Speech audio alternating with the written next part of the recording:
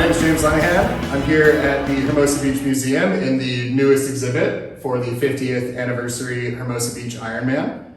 I helped to put on the quarterly open house happy hours here at the museum to show off all the cool stuff we have to offer and raise awareness for the Hermosa Museum. As many of you know, Hermosa has an extremely vibrant culture. It's a reason why a lot of people move here. It's a reason why people who live here never leave. But there can be no culture without history, and this exhibit is a perfect example of that fact. A couple weeks ago on the 4th, over 1,100 participants competed in the 50th Hermosa Beach Ironman, and to honor that legacy, the Historical Society decided to dedicate this season's exhibit to this unique local tradition. And rather than using the new exhibit and free beer to get people in the door for this most recent happy hour, we decided it'd be cool if we got some old school Hermosa legends to give us firsthand accounts of the Ironman through its 50 years. We have panelists Robert Benz, affectionately Bergie, longtime organizer and former mayor of Hermosa Beach, his wife Pat Benz, the actual organizer of the Ironman, and the one who can be credited with turning it from a disorganized drinking event into a charitable event. We had Steve Tonne, 6-time Ironman champion, and some believe the greatest Ironman of all time. We had Chris Brown, also a 6-time champion, and rival Steve Tonne for that title. And lastly, we had Annie Seawright, 18-time champion, reigning champion, and truly the greatest Ironman competitor of all time. If you like this video, and you want to figure out how you can help out the museum, you can visit our website in the description. You can become a member or donate there. We also have our annual fundraiser next month, August 26th. Ticket link will be in the description of this video as well. And our fundraiser is super fun. It's where we get a large portion of our annual revenue. It's $100. It's all you can eat, bottle in, all you can drink. Hermosa Brewing Company down Corks. We have a live band. It's a fun party. So with that, enjoy the video. And if you haven't been in to check out the exhibit yet, come down to the Hermosa Museum and come check it out.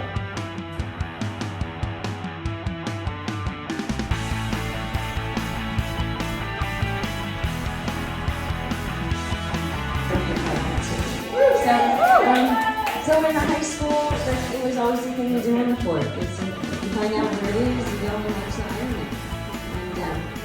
And when I was 26, I watched it, and I noticed there was a couple girls kind of doing it, but not really. And I'm like, well, that's kind of lame. I think I could actually do the whole thing. So I talked to my grandma Bunny, who lived on 28th Street and always watched it. And she's like, oh, honey, yes, you got to do it.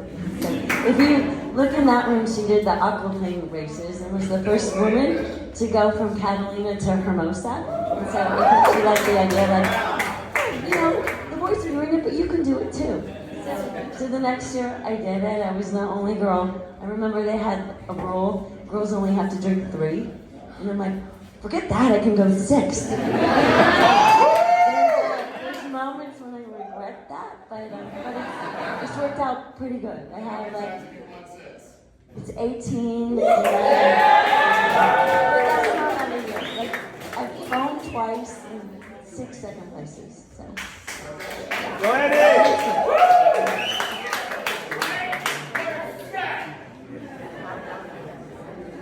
Shit, I have to follow that. My name's Chris Brown. I'm a lifer as well, and growing up here, the Ironman really is just kind of a rite of passage. And I know I can remember my earliest memories of the Ironman were my friends and I going down there when we were probably 11 or 12 to watch, and just going like, holy shit, this is the coolest thing I've ever seen in my life.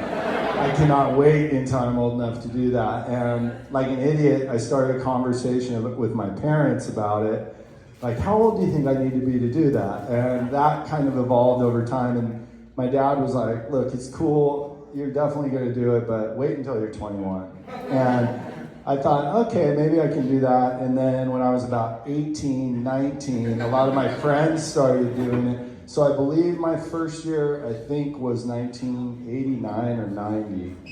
And since then, I think I've only missed about 3 years of not competing. In those years, I acted as a judge. And to Annie, I was gonna say, I was kind of disappointed that she didn't compete when she was pregnant. I mean, what? That's kind of a weak excuse in my opinion.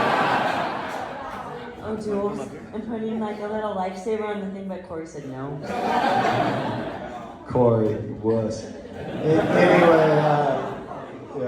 Anyway, absolutely love it. Just the event is so unique, and anyone who comes to visit Hermosa on the 4th, if they're not from here and they're not aware of the event, I would say you have to go down and see this thing, because I don't care where you go in the world, this is the coolest thing you're ever going to see. And so my hope is to be there in some capacity the rest of my life and pass it down to my son and their friends and whatever. But yeah, I was fortunate enough to win 6 times and be right in the thick of it a lot of times, and hopefully a lot more fun to come.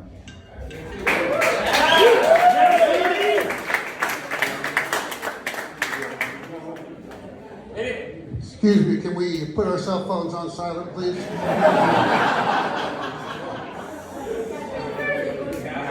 Okay, so I think my role has sort of evolved over the years.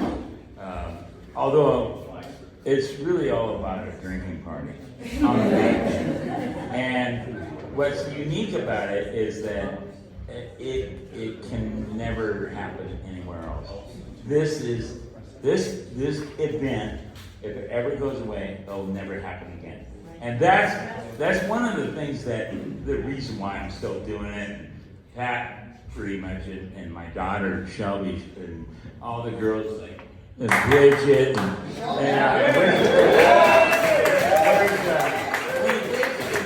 we're sort of like continuing this tradition, and you see, it's like something that if it ever stops, it won't ever happen again. And that's why this is like so unique that we gotta like keep it going. You know, I mean, and if I get hit by a beer truck and whatever, I'm sure that you guys will carry it on, right? I mean, you got it. I mean, this is bitching. I mean, like, look, there's 4,000 or 5,000 people watching this goddamn thing, and then this year we had 1,200 entrants, and it's like at one time during the day, it's Bona Me, which is friendship. Everybody's having a great time. It's just raging, and it's like party, and like if it ever stops, it'll never happen again. So listen, you guys are all vote and stuff like that. So remember, you gotta this is a culture. It's like it's something that we gotta continue, and if possible, have other communities do it, because that's how they come in and from all over the world. I remember, it was, getting tired, but like for instance, I know what time I said, but like for instance, like one thing, everybody's like going, God, we gotta keep it, locals only and this and that's cool, but it's like then you get some friggin' group of guys from like Germany, and they show up with their great smugglers and they want to do the Ironman, and we're going, so dude, you want to tell them, come on, we can't, they gotta do it, because this is like gone like nationwide, worldwide. I mean, like people look at this and they want to be part of the event. So next to me here is Steve Tonne. He's not only very beautiful, but he's also a past winner several times. How many times have you won, Bergie? Okay, so I did. Hey, wait a minute. I came in third a couple times. Shut up! I did. Listen, Chris. Right now, we got free beer. You want to go against me? I'll beat your ass. Yeah, you want that?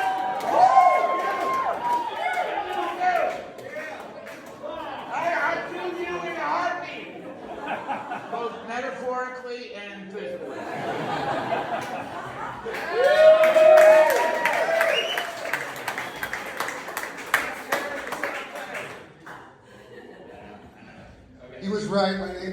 Tonne. I got 6 wins. I think my first one was trip.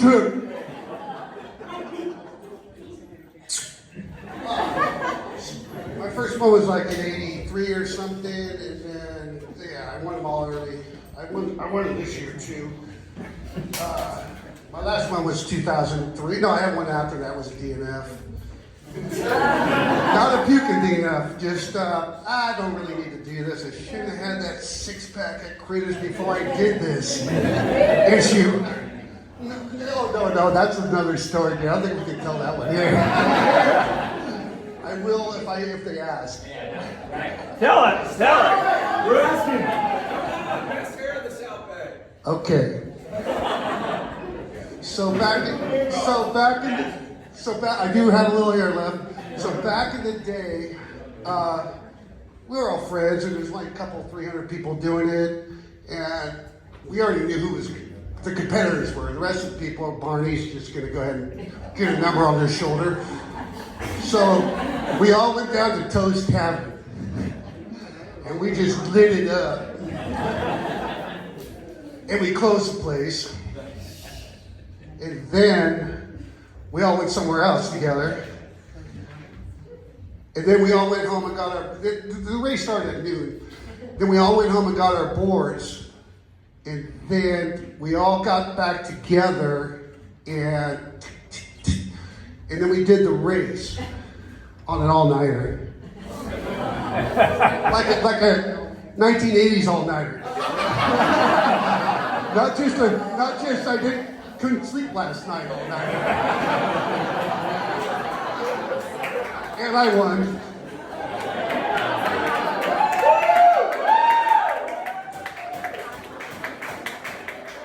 Yeah, and I'm the one responsible for having all the longboards under 10 feet. Yeah. That's me, right? Because I had this board, this guy was doing channel crossings with it, and it was like 15 feet, about that thick. And I was somewhat fit, and I ran it, I wanted to run, I run the paddle, and I drank my beers, and I waited my minutes, and I had to race one before the first guy got out to start drinking his beer. Oh, by the way, my fastest time is 3.5 minutes. What's yours, Kat? What's yours? Longer than that. I couldn't believe that a couple of years ago I got one with a 9-minute. Dude, what the? There's that girl in Randy, 2 minutes 45 seconds. Well, that's, this whole 2-minute thing, me being kind of a dude, I think I need to get a 6-pack and see how fast you can just pour them into glasses. Just to see how fast you can literally drink them out and pour them out. Right. Is that a vacuum or, they're so out, sharks are in, bro. Vacuum cleaners, I'm talking about.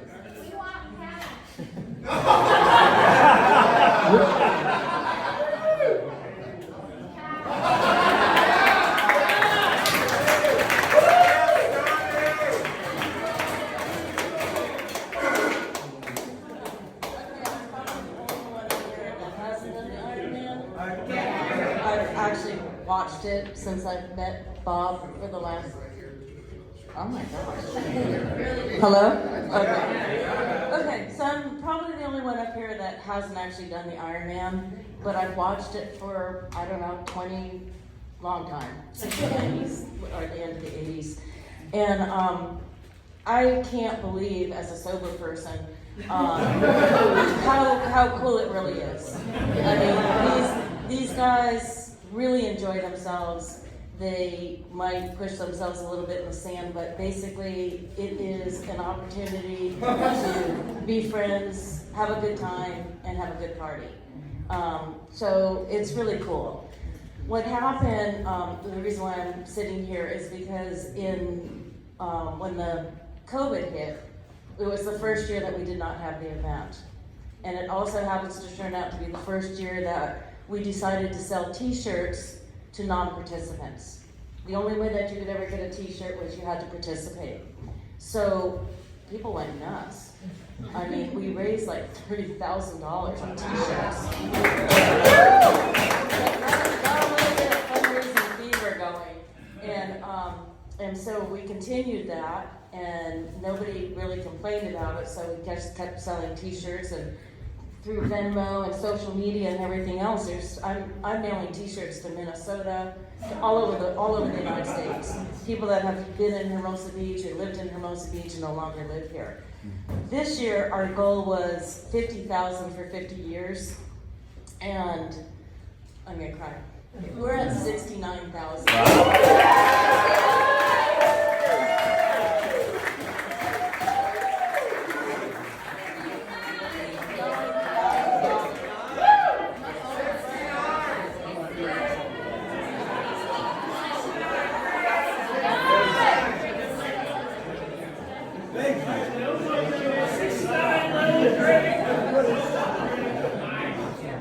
So this year, 39,000 will be going back to the community.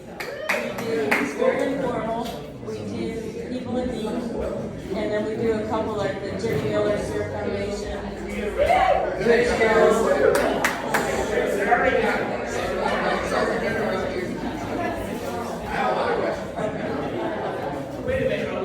I don't know this guy either. He didn't know me, so I just it's all right. I got a bunch of these in my backpack. Pat, tell, I mean, basically, we're sending out all this money. We raised $69,000 this year. Where's it go? Okay, so there's some standard donations. There's some standard donations we make, which is one is to the Historical Society. This year we donated to the Chamber Foundation. Every year we donate to Richstone. To the Jimmy Miller Foundation. The Boys and Girls Club, Huntington's disease. I should have brought my list. Yeah, the toy drive. We always do toy drive. I'm sorry. Shakespeare in the Park. And then a lot of individuals. Cooper's Care is another great job. But we also help people. But during COVID, we purchased, I don't know, I think $16,000 worth of food, gift cards, gas gift cards, and I think it was at Trader Joe's. We kind of spread it out. Oh, also we got gift cards from like Granny's and Mickey's and Mercado's, and we gave them out to all the people that lost their jobs. I do have to tell you, it feels really good to be able to put back into the community, and every one of these guys participating. Bob had mentioned, there was a little bit about local, keep it local.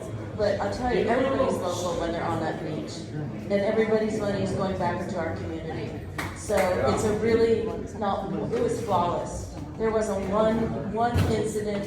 It was really, really well done. And that was because, I have to tell you also, my daughter who is 22, her boyfriend, her friend, a lot of young people are stepping in.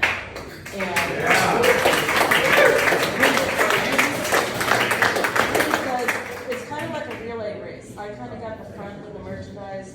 Bridget and her group do the sign-ups.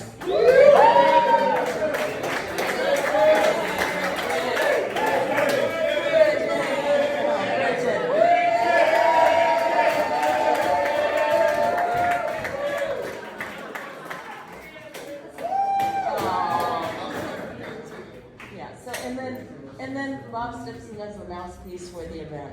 And then my daughter sings the national anthem, so there you go. Okay, so ladies and gentlemen, Pat is my wife, and she's She's the same. Saint Pat. She's basically, that without Pat, I'd probably be in jail. Or dead. And she is into her 8th year after stage 4 pancreatic cancer.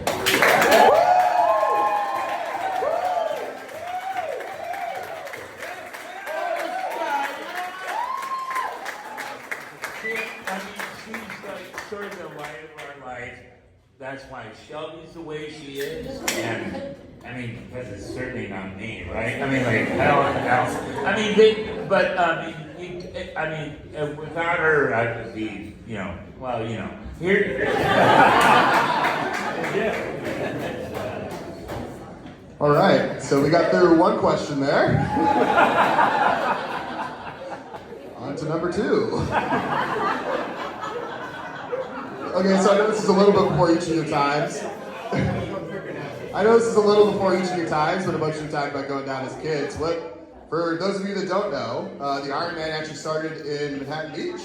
So hoping you guys can tell us a little bit about those first 8 years. What was it like? How many people were there? And what was the general vibe before we switched to Hermosa? Nobody here. I was born in Manhattan. Ooh. Yes, I agree. I say that lightly. No, it was a great time over there. I'm still friends with Levy and all the guys that kind of started it. But I was a kid, 78? So I was 3, sir. yeah, so I was like 10, 12 years old. Yeah, about ish. So I watched them. What the problem was is that Manhattan Beach even then had like barriers. You're an 8th streeter, you're a 4th streeter, you're a 1st streeter, and they didn't really let the dudes cross the line. The girls could. But the dudes couldn't cross the line, so you had to we were kids, so we could sneak over. But yeah, so I didn't see a lot of it, but I understood most of it.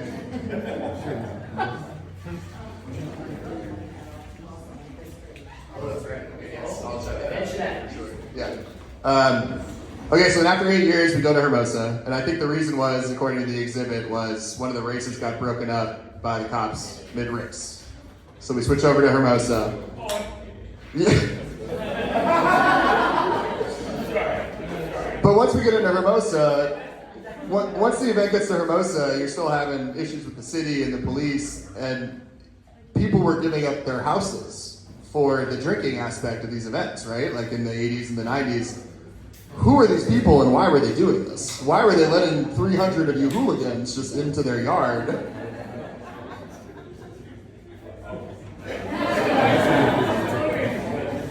It turns out it wasn't 300, maybe about 100, right? Was it? 200, and it wasn't as though they're okay. So there was Chuck and Ronnie, which is they were Chuck and Ronnie Fournier. Chuck was World War II vet, and Ronnie was anyway. So they loaned their backyard out, but most of the backyards were loaned out without permission.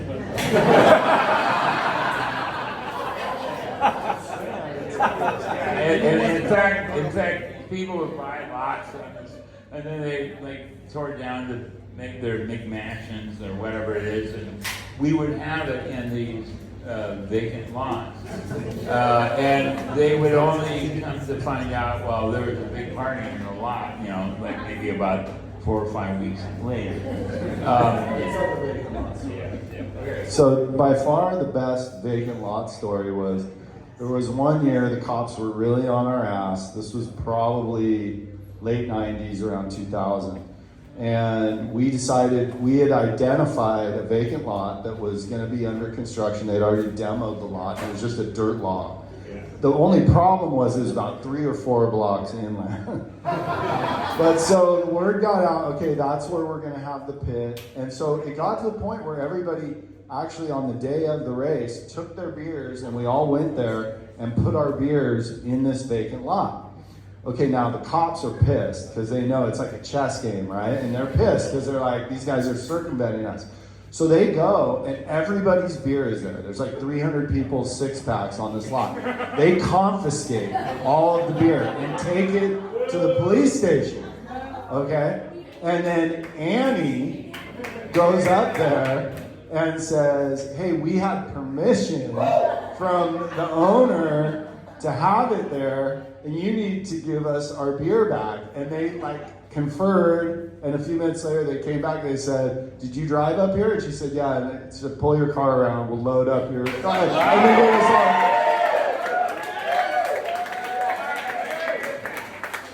My little yellow beetle, and I pulled it around. And I did get helped. I had my really hot friend Allison, who actually won that year.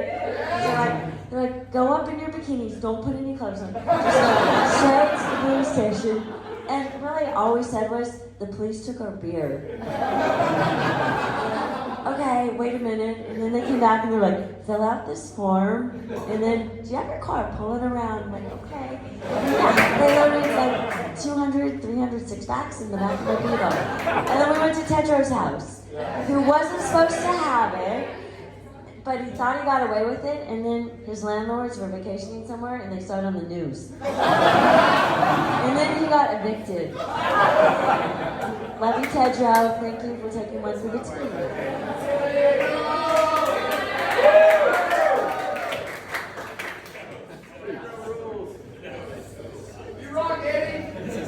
Okay, so around this, I think probably a little before that, Bergie, you ended up taking over the event, right? I think it was 83 or something was what the... Yeah, so tell me a little bit about how that happened, and then I want to hear from the rest of you of how that made you feel. Oh, really? Okay, so DJ, he was, he's a little bit of a puss when it comes to like the Iron Man event, and so he said, "Bree, I don't want to do it." And he was doing it. I mean, anyway, so I was helping him out, and so I ripped off his PA system, and then we ended up keeping it going, and so there was a little time, so we were charging, I think it was $5 for a shirt and this, that, and the other thing, and I had to do all of that crap, and I didn't have anybody to actually help me except for two girls down the street. They were like 12 and 14. And I said, "Yeah, look, all you do is write their name, and I had it all. I had an art tardy ST, so I had it all printed out, and just put their name there, and had all the columns for the beers and this, that, and the other thing, and these girls friggin' pulled it off. I mean, it was like amazing, because prior to that, it was like, I was losing my shirt. I was like financing that tour. I mean, because I never made any money on the damn thing, and then all of a sudden these girls took over, and all of a sudden, wow, I was breaking even. I mean, like, and then it sprung from that, turned into a big, huge event. I mean, now, God, like, back then, it was about 100, 200 people, and then it got to 300, 400, and it just went on from that. And I could talk forever, you know that? I don't believe it. Wait a minute. I got other things to say. Okay, so moving forward to 93, prior to that, no woman had ever competed in the Ironman, and Annie decided to be the first one. So I want to hear a little bit about, what motivated you to come to that decision, and then were you guys terrified she was going to whoop your ass? Oh yeah, no doubt. It's just like so much fun, and it's all my favorite things. At the beach, all the best, most fun people, and we're celebrating their freedom. Did it take a while Yeah. for the women's team to grow, or was it like you for the first 5 years? No, it was me for the first 2, Okay. and then my friend Mary Girl came out. Yeah, he was awesome. And then she beat me for the next 2 years. And then I had flight attendant training one of the few years that I missed. And I remember Mary Girl and people calling me from the Ironman. And I was so sad. And all the flight attendant people were like, "Why are you so sad? We got fireworks here." I'm like, "You don't understand." It's like the most fun 20 minutes of the whole year. Like that. When you're finished with that 6th beer and there's like Pennywise playing, and you have the pit. And they're just like, what are you talking about? But, you know, it is why Hermosa is the best place to be on the 4th of July. Anyway, in the country. We're so lucky.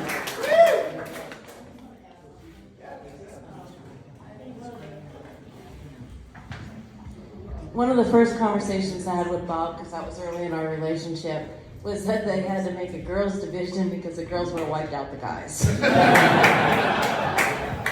I actually have a piece of paper from a paper that, I want this. I only keep shit I went on.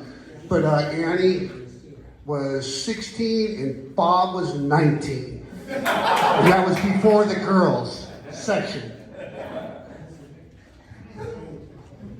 That was hurtful. Hurtful. That was so hurtful. But then again, we were talking about Annie. You know? So, Eddie, you brought up Pennywise. Obviously, in the 90s, they were getting really big. We'd love to hear the best Iron Man Pennywise story that any of you have to offer us. Yeah. Oh, yeah. Okay. So this was in Chuck and Ronnie's backyard. And it was just a rager. I mean, the police chief at the time, Val Strauser, quit, and I think the Mormon guy took over. And he was a little bit overwhelmed, and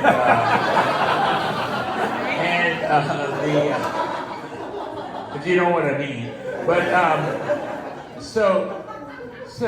and there's some old timer cops that served were pretty cool, you know. I mean, like Tom Craig or Paul Walker. Pretty much, I'd stay with Tom Craig. Okay, but anyway, so the cops they're all a bunch of newbies, and you know they're all roided out and they want to get into it, and so I go up to the police chief and I'm going, what's going on? Well, we gotta cut her off. And I said, okay, and the newbie cops are like, let's go in, they're all salivating and shit like that. And I said, hey, look. Okay, so we can cut off, but we need to have a better cop spokesman. And so Tom Craig was up on a roof, and I was going, hey, Tom, come down. And so Tom comes down, and, he's an old timer, so he knew Byron and, everybody, because he was here for some dirt. And he gets up there, and I remember he was, going, okay, guys, we got to cut off. First of all, Fletcher gives him the mic, and Jimmy's sitting there looking at him. He says, okay, listen, just one more song, and the crowd went, hey, just, no, we want more, and Pennywise crowds do, and he said, okay, and they were going, three more songs. Okay, how about two more songs? And it was amazing because everybody said, oh, okay. and then it was just a rage from me. But then later after that show, because the place next door got sort of ripped into, and I remember who was in here, and Fletcher said, just a bunch of old guys that were having a party, It was nobody knew, and so anyway, that was the great Pennywise. I mean, in other words, the Pennywise, you couldn't negotiate with people like Pennywise. Yeah. Anyway. Right? Yeah. Who wants that? All right, so next I want to shine a light on Pat here, because Pat is the one who turned this from the cop breaking up sort of drinking affair that it was into an actual organized charitable event. So Pat, I'd love to hear a little bit, we talked a little bit about the money we've raised and the charities it's going to, but I'd love to hear about when you got involved officially and what motivated you to do that, to try to lighten Berkey's load a little bit.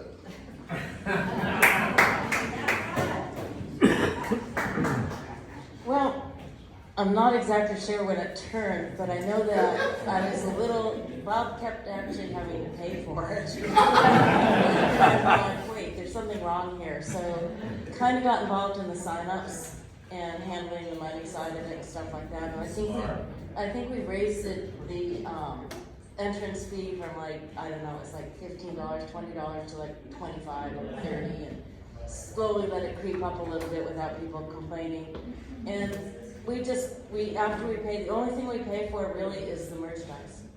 And Joel Design has worked with us, has gone over and aboard in helping us, because we never know how many people are going to show up or what they're going to want. So he's been a real partner in this whole thing. And I don't know, it just kind of ballooned. Also, my daughter got involved, and she's like, kind of like the CEO right now. It's just like, I hope there aren't any police officers or firemen here, but every year we give them t-shirts, and it costs us like almost $400 or $500. And my daughter's like, no more. So we had to wait till she went back to DC. So she's not watching this. And you know, it's a small price to pay to keep the cops and the fire department happy. We also start the event at 8, and we are done by 10 before everybody comes on. There's not a beer can, a piece of cardboard, or anything left on the beach.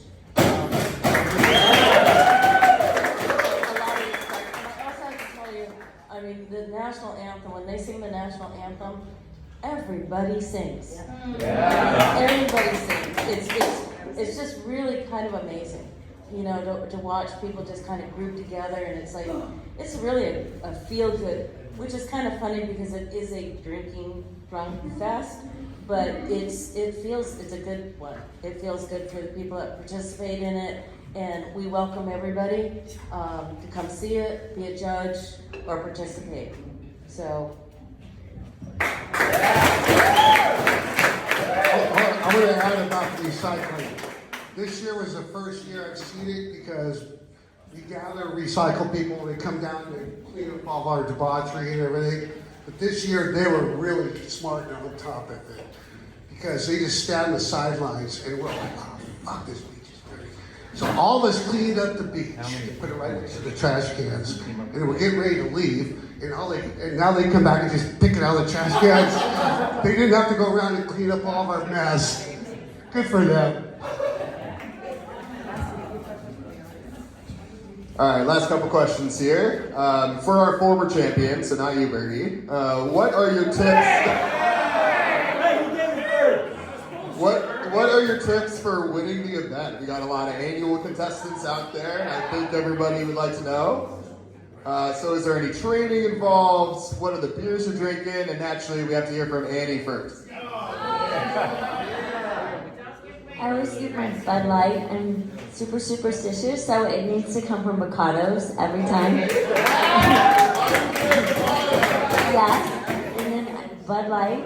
And he always leaves it outside the cooler for me, so it's nice and warm.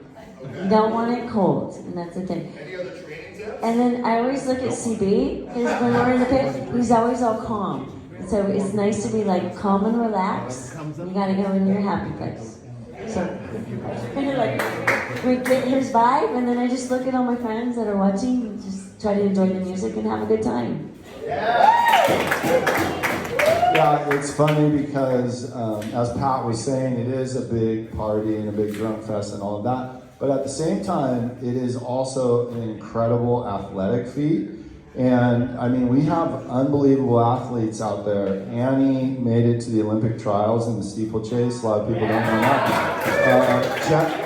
Jeff Atkinson, who competed for many years, was a NCAA champion in the mile. And so we have people. And fastest miler in 1988. He was also an Olympian and an NCAA champion from Stanford. We have a lot of people who are fantastic athletes. And then also the paddling, we have a lot of people who've won the Catalina Classic Paddleboard Marathon and pro surfers and all these. So if you're going to go out there and you're really trying to compete and win, I mean, it's not just, oh, I went out and partied and drank 6 beers. You sprinted your ass off for a mile in the soft sand. You paddled your ass off for a mile in the water. and then you crush 6 beers on top of it. So I just, when the people are trying to win, there's a lot more to it than just a party. For me personally, there's a lot of different ways to skin the cat, and I think just if you look at the last couple years, you'll see that. The year before last, the guy who won, Shane Gallis, is an LA County lifeguard, unbelievable surfer, big wave surfer, very strong paddler. And he sprinted the run. He was near the front of the pack there. He blew everybody away in the water, and then he hung on to drink his beers just fast enough. This year, he did the same strategy, and he was way ahead, and a guy came, Anthony Koslock, who's a local guy surfer, but nowhere near as fit, came in well afterwards, and I believe Shane was already on his 5th beer when Anthony got to the pit, and he drank his 6-pack in 2 minutes and 5 seconds to win. So there's more than one way to skin a cat. For me personally, I always tried to rely on my paddling. I tried to just kind of stay in the middle of the pack with the run. I knew I could pass people in the water and I'd be able to come in first or close to it and hopefully be able to hold people off. Tonne is a great fucking runner. He won't tell you this because he likes everybody to think that he's a big partier. He's a great fucking runner and he absolutely smashes beers. I would say he's the best beer drinker in the history of the Ironman. But just bottom line is there's more than one way to get there. It is more athletic than people give it credit for. So I do practice my paddle. And so my grandma would always say Hermosa Beach is the aquatic playground of the athletic and the young at heart. And I feel like that's like the perfect summation of Ironman. All right, so do you know how to run? I did the same thing that Chris is talking about. I'm not a big surfer dude, but I've surfed in my day.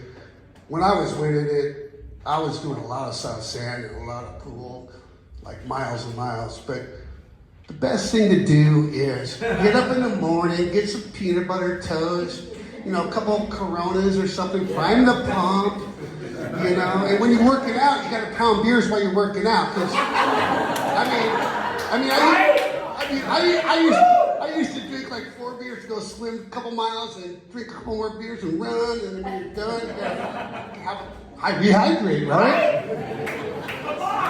But that was kind of my routine. It's just a quality of life issue, where you run a little bit, you paddle a little bit, you quaff a few beers.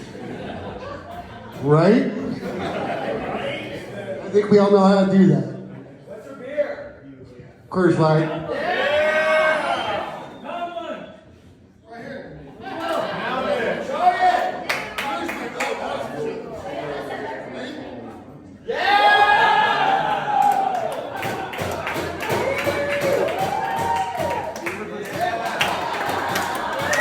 A lot of foam, boys. A lot of foam. A lot of liquid. By the way, I'm the one cleaning that up tonight, so thank you. You won! So that brings me to my next question, which is, what's your fastest 6-pack time, and who would win in their prime?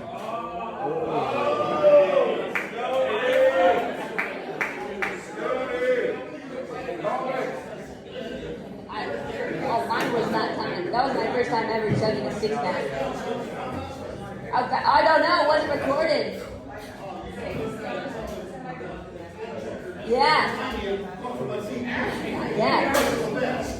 She did finish all 6, and she did everything in under an hour. So I think that was legit. We'll work on that one. Hey, by the way, did we have like a spare 3, 4, 6-packs? I'm ready to go. You doing this? Yeah, I'm ready to go. You want some? Come on, let's go! Ready, boys? I'm sorry, what was the question again? I'm actually not sure. For me, I would guess maybe in the 5 or 6 minute range. I think Tonne at his peak, I remember 2.5 minutes, 3 minutes, 3.5, something like that. extremely fast. But the entire event in our prime, I feel very confident. Hey, look, I know this is really hard for you guys to believe this. I went to college. Yeah, and I'm putting down. You want some? I'm a beaver believer. You can't lick my beavers. Oregon State, I'm willing to go against Tonne and Pretty Boy over here. Come on. Okay, so yeah, 12 in. Anyways, what was I going to say, dude? You took me off my track. It was really important, though, dude. I know, right? All right, okay, hold on. Okay, it's not going to work.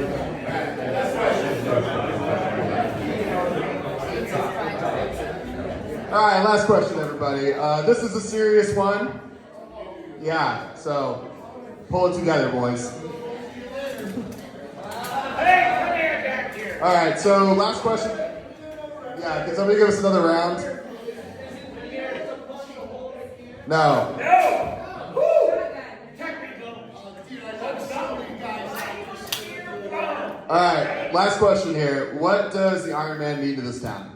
Like, I know there are headwinds in the city against, the culture of Hermosa, but why is it important that an event like this makes it another 50 years?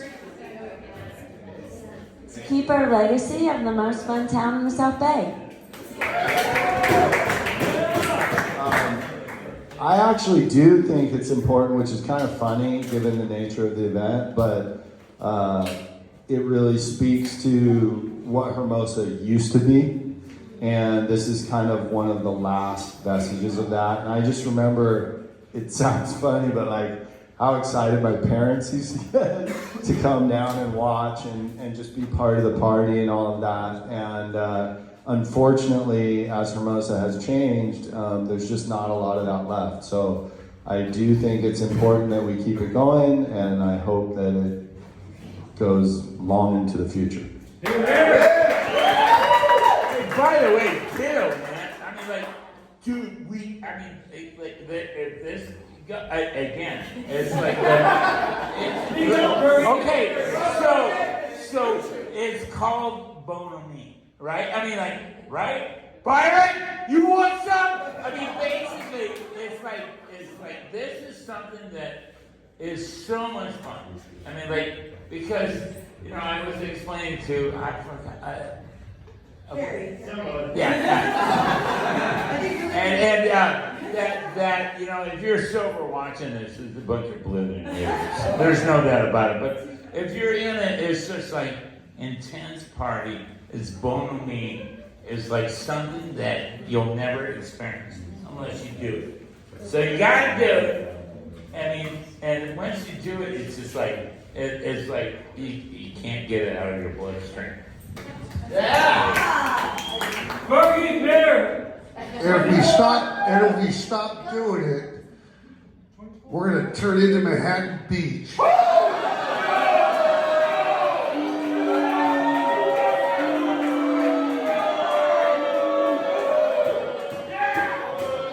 That's a mic drop.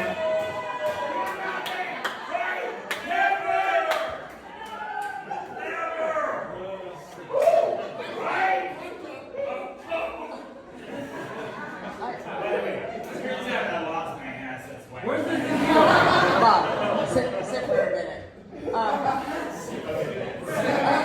think that it's so bohemian that it really does enrich our culture. And I know that's funny to say, but it does. And it keeps a lot of these people together and coming back to Hermosa and remembering some good times, some good friends, and some good people. And now that it's kind of generating some money to put back into the community, it's really turned itself into part of the fabric.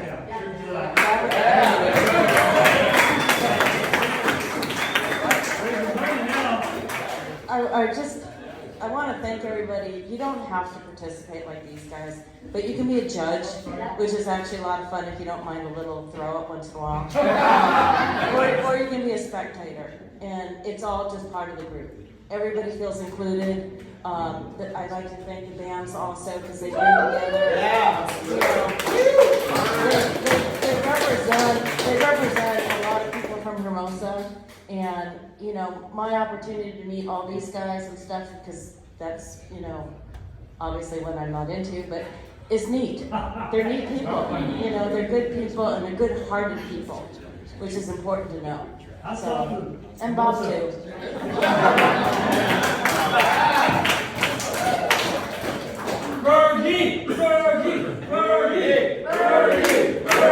All right, settle down. So, summarizing what I've heard today, I think, you know, if you think the Ironman's about the run or the paddle or hell even the drinking, you're wrong, right? It's all about the community here. It's something that we can all get up. You know, where else in the world are you getting up at 8 a.m. to do something, to do anything, let alone 6 a.m. to start pre-gaming? Thank you all so much for coming out tonight. Like I said at the top, you know, Hermosa's culture is a big draw for people, and I'm very grateful that you guys were here to help contextualize that culture, give some firsthand accounts of the event. For the rest of you, if you guys enjoyed this panel and enjoyed the exhibit, you want to help out the museum, next month is our annual fundraising gala, August 26th. Put it in your calendar. That's where we raise a significant portion of our annual funds. $100 ticket, open bar, and open bar, bottomless bottle in. So it's a really live band. It's a good time. So you can buy your ticket on the QR code on the flyer. Let's have a round of applause for our panelists.